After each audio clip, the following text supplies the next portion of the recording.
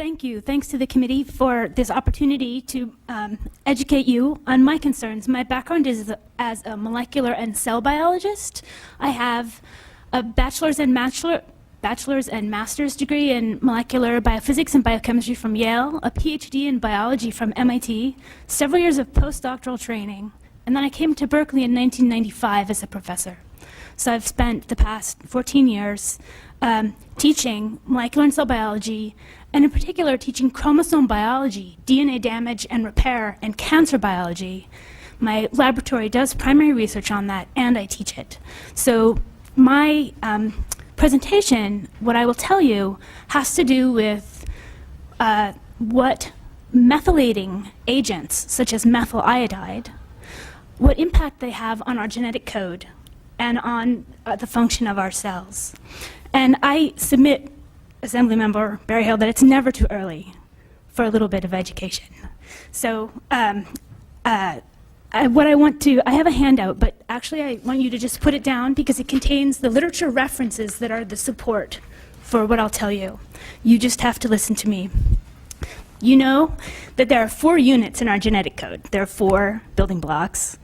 And these 4 building blocks have to be replicated and replicated and replicated. And so of these 4 building blocks, 2 of them are sensitive to the kind of damage that these methylating agents cause. Chemotherapy, several chemotherapy agents act by methylating, so they're very toxic, and they attack the genetic code of any replicating cell. So all the replicating cells in our body will get attacked by these methylating agents, and there's quite a lot of research on methyl iodide. There's 3 types of damage that are known to occur from methyl iodide, which is great because we can then track down what will happen to those kinds of damage. They damage 2 of the 4 units of the code. So there are 3 general responses to DNA damage in our cells. We damage our DNA just by eating food. Low levels of DNA damage are repaired. We have many different mechanisms to repair these damage. So some types of methylation will be repaired. If the damage load is very high, like in the chemotherapy case, cells in multicellular organisms like us, they choose to die, they commit suicide to save the greater organism. So that's the principle of chemotherapy. You take a high dose of something that overwhelms the repair system, and the cells die. But there's a third consequence, which is genome mutation. So certain kinds of mutagens are not just toxic in the short term, in the sense of causing damage or causing cell death, but they're mutagens in the sense that they change the code.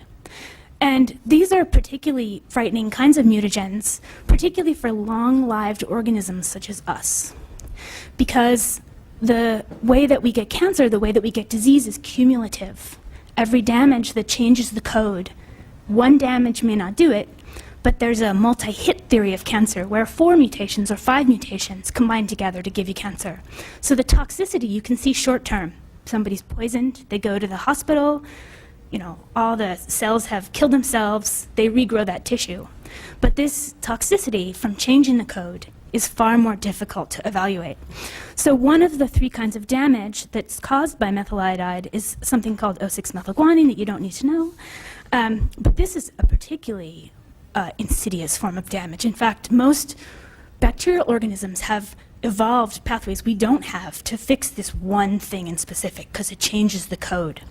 There's a reason that it's so deleterious is that the DNA that's modified in this particular way, it looks like a normal part of the code, but actually it doesn't look like itself. It looks like one of the other 4. So if there's 4 units in the code, the G doesn't look like a G anymore. The G now looks like an A. So when it goes to be copied, you've actually changed the code. It can be repaired, but if it's not repaired, it changes the code in a permanent way.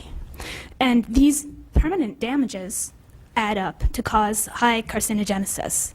Now, I also want to add a note that all of the studies in the literature that estimate carcinogenicity or toxicity in terms of long-term genetic stability, they're done on mice because there's morally less obligation to killing the mice.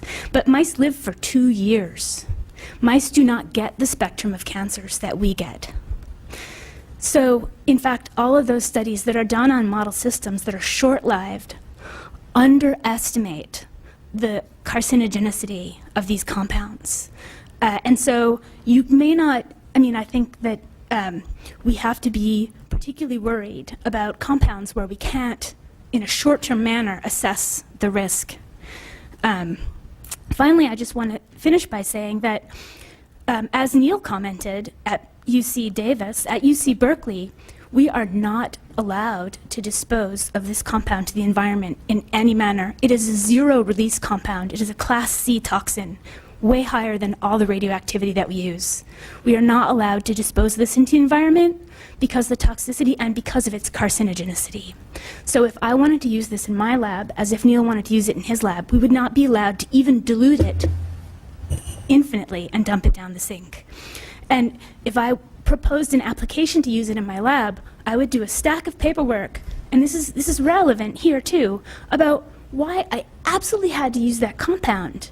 And if, like you're saying, the habit is to use soil fumigants, I would actually have to say why I need to grow my strawberry with a soil fumigant. Are there alternate ways to grow strawberries? I would have to do a 10-year search of all the published literature to provide the rationale for why I wasn't asking a different question, not which soil fumigant to use, but how to grow, does growing strawberries need a soil fumigant?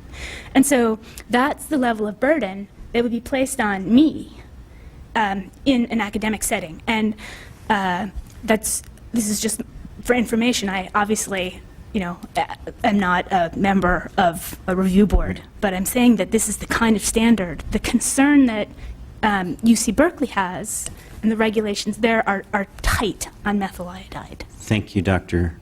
Collins. Appreciate your testimony.